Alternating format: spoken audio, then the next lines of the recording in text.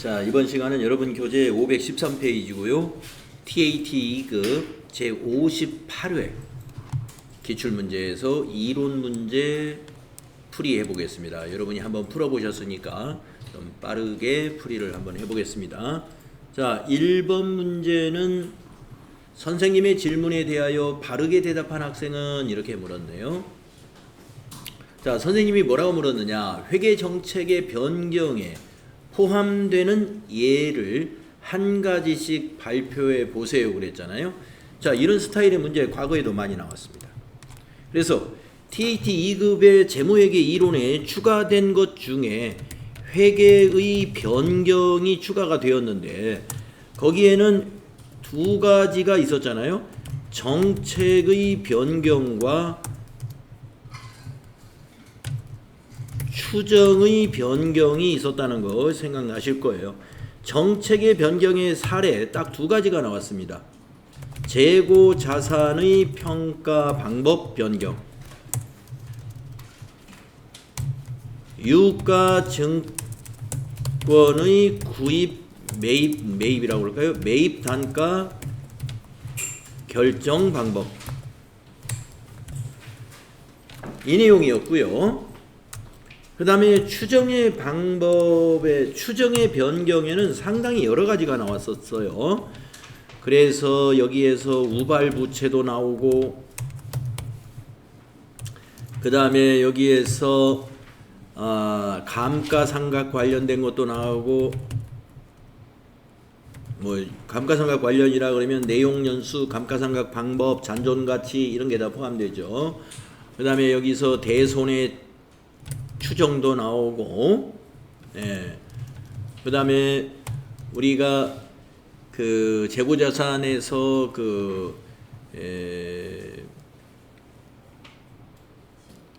무엇을 추정한다고 그러죠?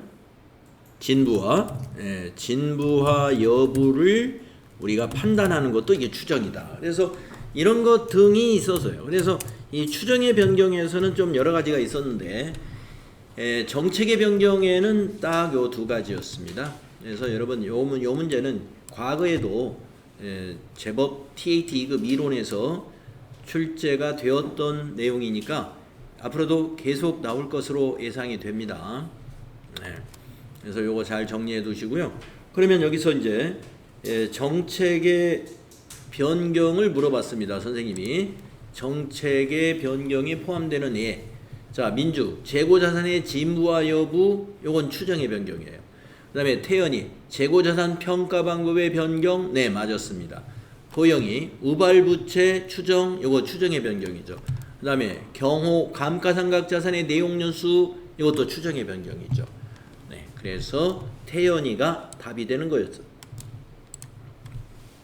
다음에 2번 보겠습니다. 다음은 주식회사 한공의 매출채권 대손과 관련된 자료입니다. 이를 토대로 매출채권 잔액을 계산하면 얼마일까요? 기말에.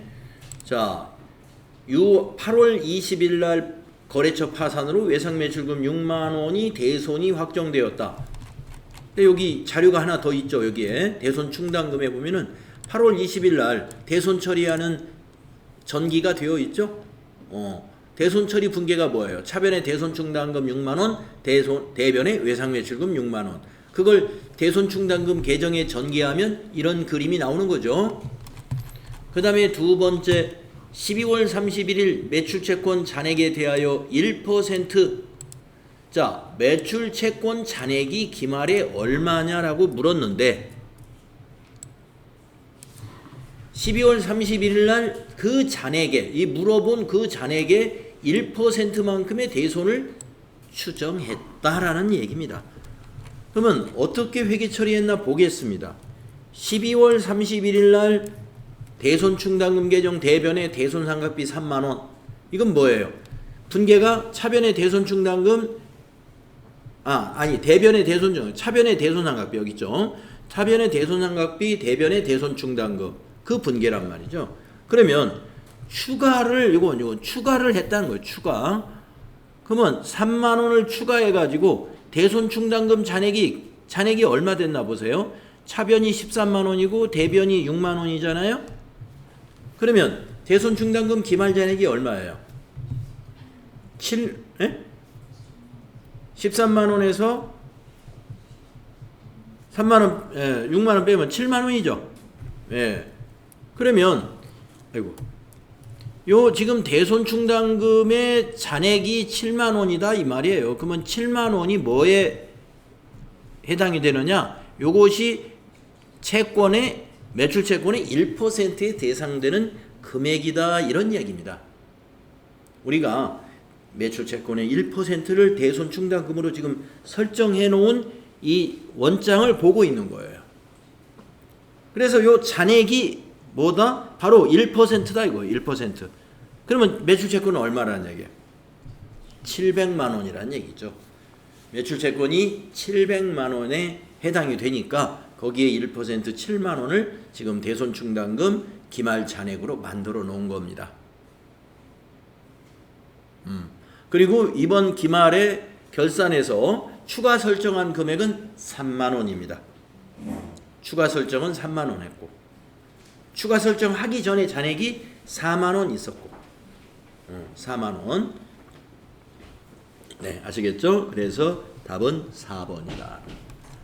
다음은 3번을 보겠습니다. 다음은 주식회사 한공의 11월 상품 거래 내역입니다. 11월 매출 원가와 월말 상품 재고액은 얼마인가? 선입 선출법을 적용해라. 이건 FAT 1급에서도 이게 자주 나오는 문제. 예. 자, 그러면 우리가 이거 많이 해봤으니까 여러분 쉽게 했겠죠. 120개를 정리를 해보세요. 이 120개의 원가가 매출 원가예요. 예. 근데 이걸 선입선출로 계산하라 이 말이거든요. 그러면 여기 100개, 요게 원가에 포함돼야 되고, 그 다음에 20개는 여기에 170원을 적용해야 돼요. 20개는. 그러면 20개 곱하기 170원 해가지고 이 금액하고 요 15,000원을 더하면 그게 매출 원가 되는 거예요. 그래서 12일 날에서 20개는 170원짜리니까 20개 곱하기 170원 단가를 곱하면은 3,400원 나오네 요게. 예. 그러니까 3,400원 더하기 요거 15,000원. 그럼 18,400원이 원가가 되겠네요. 답은 2번입니다. 네, 2번. 네, 18,400원 매출 원가가 딱 하나밖에 없어요. 2번. 그래서 만약에 매출 원가 18,400원이 똑같은 게 있으면 또 재고액도 계산을 해봐야 되겠지만 계산할 필요가 없겠네요. 재고액은 요 원가 뺀 나머지가 다 재고액이에요. 그러면 원가 뺀 나머지가 뭐예요? 여기서 20개 나갔으니까 요거 170개 곱하기 80개 그 금액과 요 금액이 그대로 원가가 됐죠? 아니 재고가 됐죠? 8,000원. 예. 그러니까 계산해 보면 170원짜리 곱하기 80개 하니까 13,600원 나오네. 요 금액이 13,600원. 여기에다 요 8,000원 더해 보세요. 21,600원. 맞잖아요? 21,600원.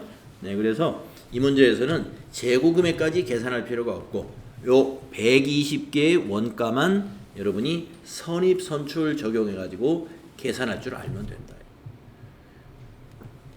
데이터가 4줄밖에 안 되기 때문에 4줄짜리 가지고 이 뭐 매출 원가 기말 재고에 구하는 것은 잠깐 계산하면 구할 수 있습니다. 포기하지 마시고 이런 문제는 FAT 1급을 응시하는 경우에도 이런 문제는 출제가 되는 문제이고요. TAT 2급에서는 상당히 쉬운 문제라고 볼 수밖에 없다. 왜냐하면 FAT 1급에서 이런 문제를 우리가 많이 연습했다 이런 얘기입니다. 다음은 4번을 보겠습니다. 다음 자료를 토대로 퇴직급여 충당부채 기말 잔액을 계산하면 얼마냐? 예, 문제가 아까 요 2번 문제하고 지금 질문이 비슷해요. 2번에서는 매출 채권의 기말 잔액이 얼마냐? 라고 물었고 4번에서는 퇴직급여 충당부채의 기말 잔액이 얼마냐? 라고 물었습니다. 자, 그러면 지금 결산 전에 퇴직급여 충당부채가 여기에 나와 있어요. 400이죠? 결산 전에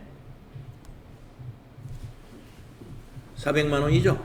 전기 2월 된 게 600만 원인데 4월 5일 날 급여를 지급했네요. 퇴직급여 200만 원. 그러니까 지금 400 남았습니다. 그런데 결산정리 사항 보세요. 추가 설정을 했죠. 500만 원 추가 설정했잖아요. 그러면 900이라는 얘기죠. 기말에는 900이 됐다. 답은 4번이 되겠습니다.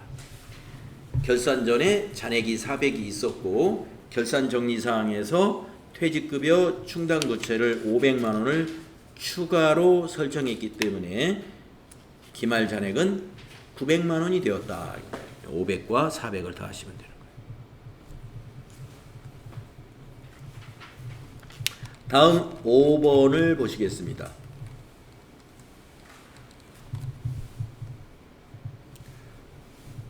다음은 주식회사 한공 2023년 12월 31일 수정전 잔액시산표 중 손익계산서 관련 개정 내역과 결산정리 사항을 나타낸 자료이다. 결산정리 사항을 반영한 23년 법인세 차감전 순이익은 얼마인가? 네. 자, 위에 거는 지금 결산정리 전에 손익 계정이고 밑에 거는 결산정리 사항이니까 우선은 결산정리 전에 여기에서 법인세 차감전 이익을 계산을 해봅시다. 자, 수익이 지금 뭐뭐가 수익이에요? 요거하고 요것이 수익이죠? 예, 9,700만 원이 수익입니다. 비용은 뭐뭐예요? 매출, 원가, 급여, 임차료, 이자, 비용, 이게 다 비용이죠? 예.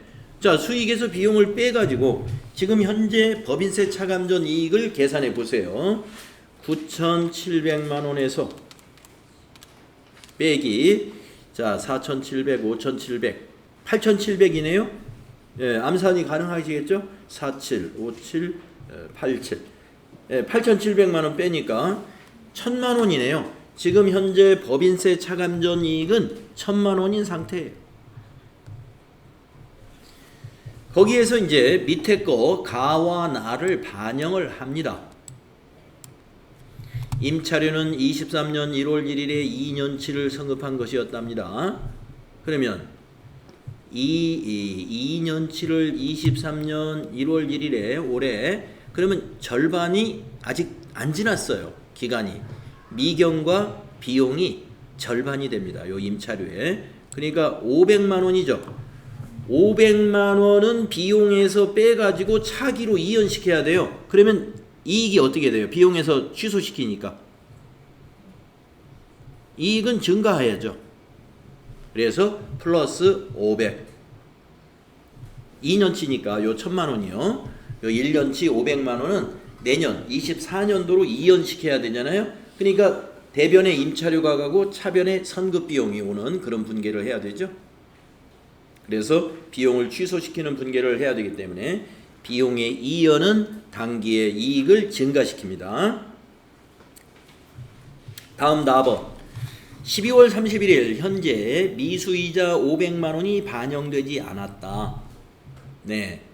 자, 여기에는 지금 이자 수익이 없잖아요. 그런데 미수이자는 이자 수익을 말하는 거예요. 이자 수익. 이자 수익이 현재 요 수정전 시산표에 반영이 안 됐다 이겁니다. 그러면 이거 반영해야죠. 예. 수익의 발생이니까 이익이 증가하죠. 500만 원. 따라서 1,000만 원을 증가시키면 되겠습니다.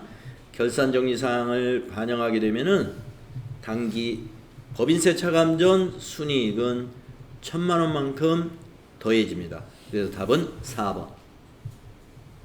2,000만 원이 답이 되어야 되겠죠. 네, 이렇게 판단하셨죠? 네. 다음은 6번을 가보겠습니다. 다음은 주식회사 한공의 기계장치 처분 관련 자료입니다. 이를 토대로 23년도에 계상할 감가상각비를 계산하면 얼마냐? 네, 감가상각비 계산 어려운 문제 아니죠. 자, 23년 1월 1일 즉 기초장부금액이 250이었습니다. 23년 7월 1일 날 200만 원이 이걸 처분을 했군요.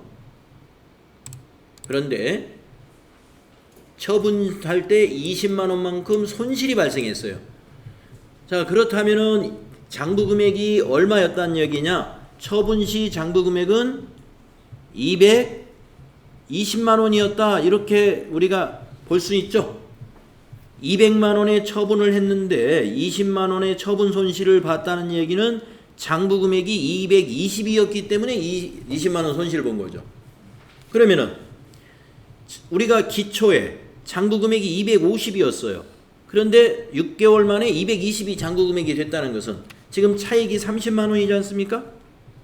이 30만 원이 바로 6개월분 당기분 감가상각비에 반영이 됐다는 얘기죠.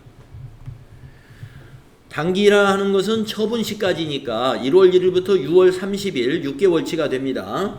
6개월 동안 장부 금액이 어떻게 변했나 보시면 되죠. 1월 1일 날 장부 금액이 250이었는데 처분치 장부 금액이 220이 되었으니까 바로 이번 23년도의 감가상각비는 30만 원이었다. 답이 2번이 되겠습니다.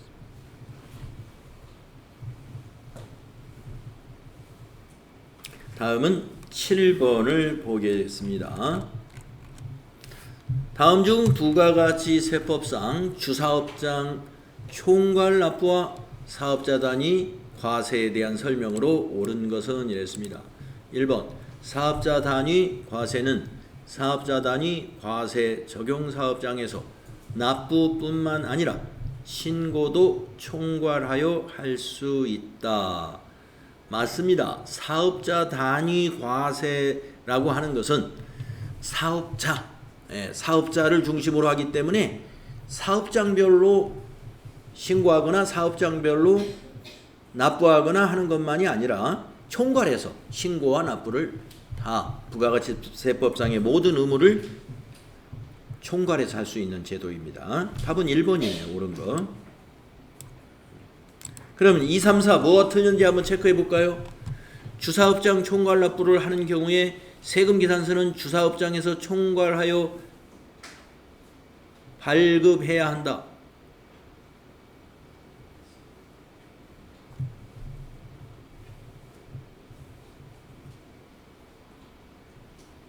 주사업장 총괄 납부를 하는 경우 요거 틀렸죠.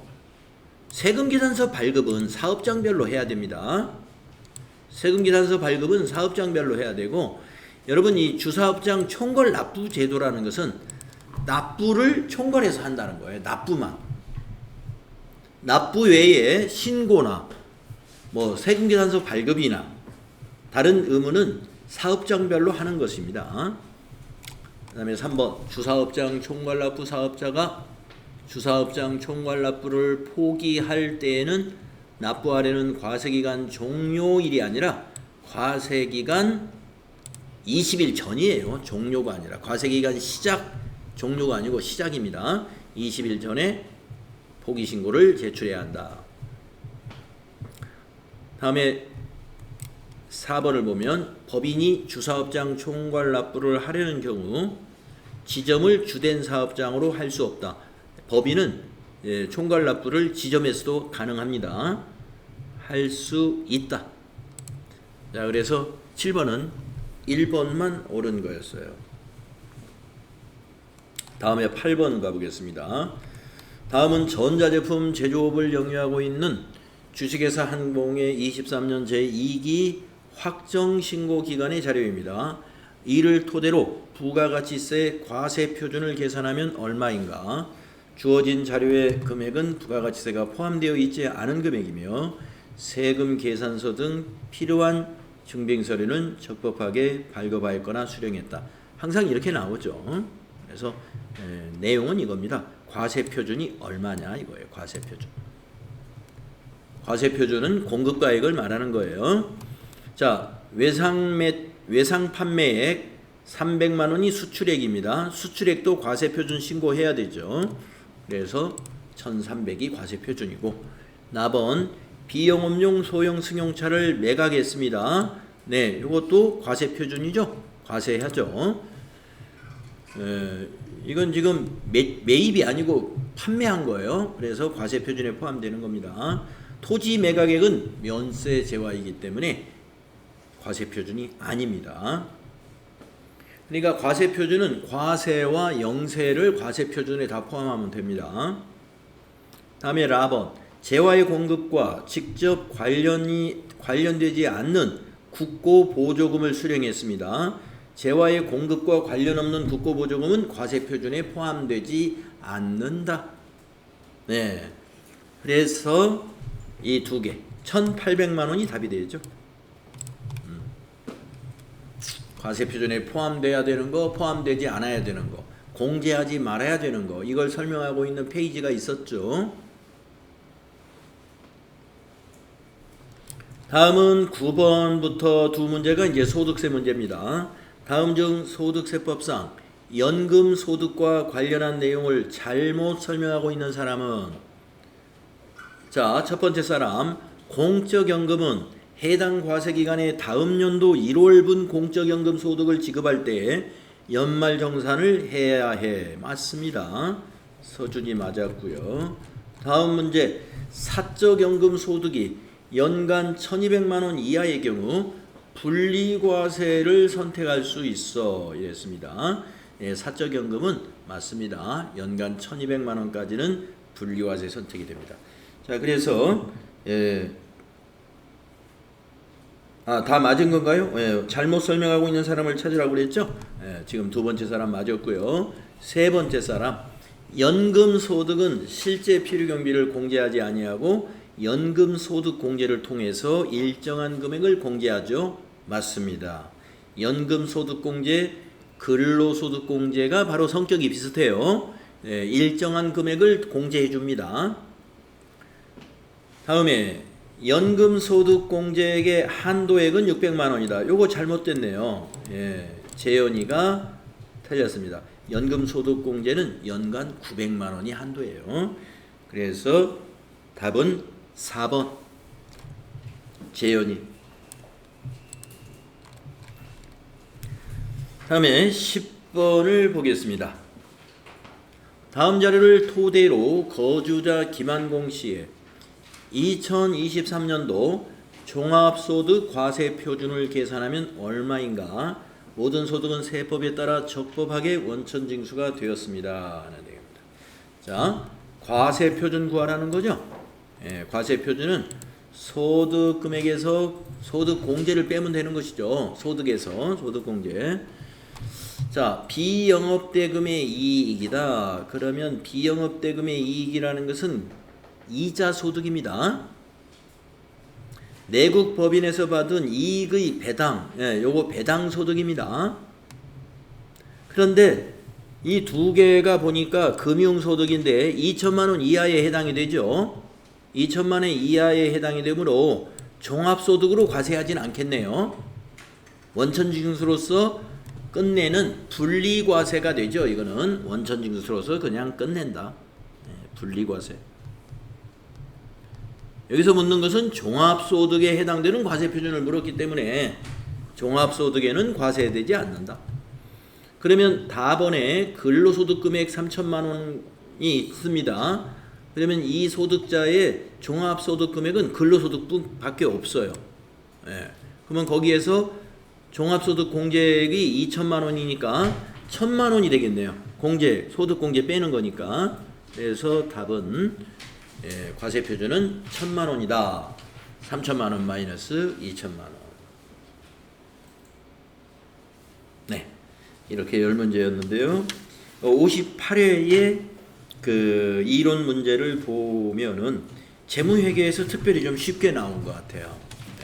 뭐 소득세, 부가가치세 문제도 어려운 문제는 없었습니다. 그래서 58회 문제는 이론에서는 상당히 쉽게 출제를 한 유형에 해당이 되겠네요. 자, 추가 질문 있으시면 질문 받겠습니다.